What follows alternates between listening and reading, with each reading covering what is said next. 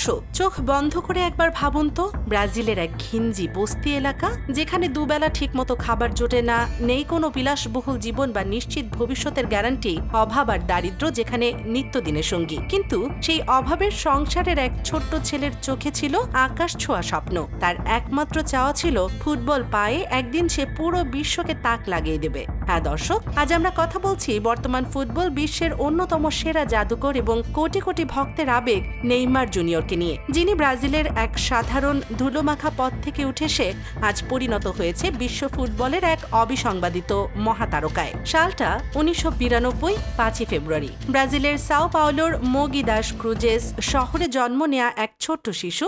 বাবা তার নাম রাখেন Neymar da Silva Santos junior. জন্মের পর থেকে চরম দারিদ্র্যের সাথে লড়াই করতে হয়েছে তার পরিবারকে। মাস শেষে পরিবারের খরচ মেটানোর মতো টাকাও অনেক সময় তাদের হাতে থাকতো না, কিন্তু চরম অর্থ কষ্ট থাকলেও পরিবারটিতে ভালোবাসা এবং স্বপ্নের কোনো কমতি ছিল না।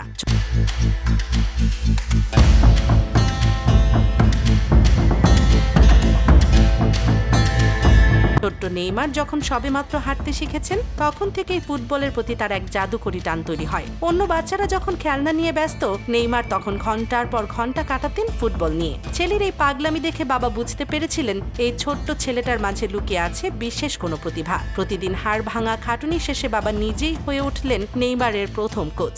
ড্রিবলিং, পাসিং থেকে শুরু করে বল নিয়ন্ত্রণের সমস্ত জাদুকরি কৌশল তিনি ছেলেকে শেখাতে শুরু করেন। কিন্তু জীবন মোটেও সহজ ছিল না। আর্থিক অবস্থা এতটাই শোচনীয় ছিল যে ভবিষ্যৎ নিয়ে দুশ্চিন্তায় বাবা মায়ের রাতের ঘুম হারাম হয়ে যেত। তবুও ছোট্ট নেইমার স্বপ্ন দেখা ছাড়েনি। ধুলোমাখা এবড়ো থেবড়ো রাস্তা, ছোট মাঠ আর গলির ফুটবলই ছিল তার জীবনের প্রথম পাঠশালা। এই রাস্তায় তিনি শুধু ফুটবলই খেলেননি, শিখেছেন জীবনের প্রতিটি বাঁকে লড়াই করতে।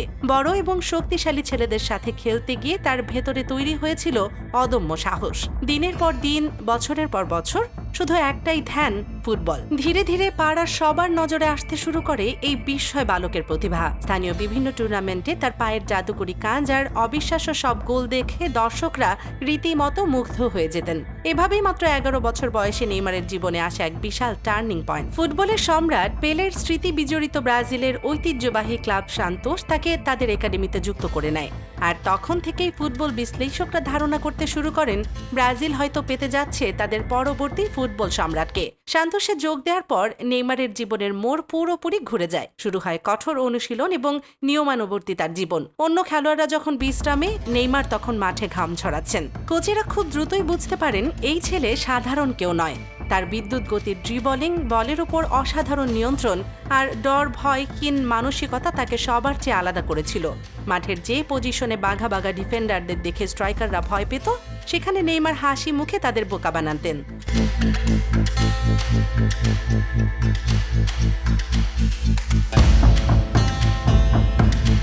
বয়স বাড়ার সাথে সাথে তার জাদুকরি ফুটবলের খবর ছড়িয়ে পড়ে পুরো ব্রাজিলে। অবশেষে 2009 সালে মাত্র 17 বছর বয়সে সান্তোসের মূল দলে অভিষেক হয় এই বিস্ময় তরুণের। আর প্রথম থেকেই তিনি বুঝিয়ে দেন ফুটবল দুনিয়ায় রাজত্ব করতেই তার জন্ম হয়েছে। প্রতিটি ম্যাচেই তিনি দর্শকদের নতুন কিছু উপহার দিতেন। কখনো চোখ ধাঁধানো ড্রিবলিং, কখনো অবিশ্বাস্য অ্যাসিস্ট, আবার কখনো জাদুকরি সব গোল। মাত্র কয়েক বছরের ব্যবধানে তিনি পুরো ব্রাজিলের নয়নের মণি হয়ে ওঠেন। ইউরোপের জায়ান্ট ক্লাবগুলো ততদিনে এই রত্নকে নিজেদের ঘরে তুলতে রীতিমতো যুদ্ধে নেমে পড়েছেন। Real Madrid, Manchester United, Barcelona সবাই মরিয়া হয়ে ওঠে নেইমারের জন্য। অবশেষে 2013 সালে জীবনের অন্যতম সেরা সিদ্ধান্তটি নেন নেইমার। তিনি স্প্যানিশ জায়ান্ট বার্সেলোনায় যোগ দেন। সেখানে গিয়ে তিনি শুধু একটি ক্লাবেই যোগ দেননি, বরং ইতিহাসের অন্যতম সেরা খেলোয়াড় লিওনেল মেসির পাশে খেলার সুযোগ পান। ইউরোপের হার্ডকোর ফুটবলে নেইমার টিকতে পারবেন কিনা তা নিয়ে শুরু থেকে অনেক সন্দেহ প্রকাশ করেছিলেন, কিন্তু সবাইকে ভুল প্রমাণ করে মেসি, সুয়ারেজ এবং নেইমার মিলে তৈরি করেন ফুটবল ইতিহাসের সবচেয়ে ভয়ঙ্কর অ্যাটাকিং ট্রায়ো এমএসএন। এই ত্রয়ীর সামনে বিশ্বের যে কোনো শক্তিশালী ডিফেন্স তাসের ঘরের মতো ভেঙে পড়ত। 2015 সালে বার্সেলোনার হয়ে ট্রেবল জয় করেন নেইমার। চ্যাম্পিয়ন্স লিগের ফাইনালেও গোল করে বুঝিয়ে দেন তিনি বিশ্বসেরা হওয়ার দৌড়ে কতটা এগিয়ে। কিন্তু নিয়তির খেলা বড়ই অদ্ভুত। 2017 সালে ফুটবল বিশ্বকে রীতিমতো স্তব্ধ করে দেন তিনি। মেসির ছায়া থেকে বেরিয়ে নিজেকে বিশ্বের একক সেরা খেলোয়াড় হিসেবে প্রতিষ্ঠিত করার তীব্র আকাঙ্ক্ষায় রেকর্ড 222 মিলিয়ন ইউরোর বিনিময়ে তিনি পাড়ি জমান ফরাসি ক্লাব পিএসজিতে, যা আজ পর্যন্ত ফুটবল ইতিহাসের সবচেয়ে দামি ট্রান্সফার। কিন্তু কে জানতো এখান থেকেই শুরু হবে তার ক্যারিয়ারের সবচেয়ে অন্ধকার এক অধ্যায়। পিএসজিতে যাওয়ার পর থেকেই একের পর এক নিষ্ঠুর ইনজুরি তাকে ক্যারিয়ারে গ্রাস করতে শুরু করে। যখনই তিনি চোট কাটিয়ে দুর্দান্ত ফর্মে ফিরতেন, তখনই নতুন কোনো ইনজুরি তাকে আবারও মাঠের বাইরে ছিটকে দিত। এর চেয়ে বড় আক্ষেপ হলো বিশ্বকাপ। নিজের দেশের মাটিতে 2014 সালে বিশ্বকাপ পুরো ব্রাজিলের আশা ভরসার প্রতীক ছিলেন তিনি, কিন্তু কোয়ার্টার ফাইনালে পিঠে ভয়াবহ আঘাত পেয়ে বিশ্বকাপ থেকে ছিটকে যান। সেদিন শুধু নেইমার কাঁদেনি, কেঁদেছিল পুরো ব্রাজিল।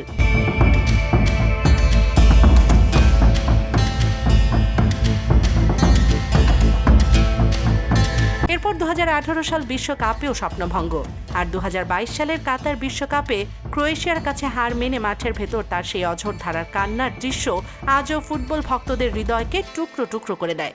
কিন্তু দর্শক, গল্পের ক্লাইম্যাক্স তো এখানেই শেষ নয়। ফুটবলের ঈশ্বর হয়তো তার সবচেয়ে কঠিন পরীক্ষায় সাজিয়ে রেখেছিল। পিএসজি অধ্যায় শেষে যখন তিনি পাড়ি জমালেন সৌদি আরবের ক্লাব আল হিলালে, তখন ভক্তরা ভেবেছিলেন এবার হয়তো নতুন করে এক শুরু হবে।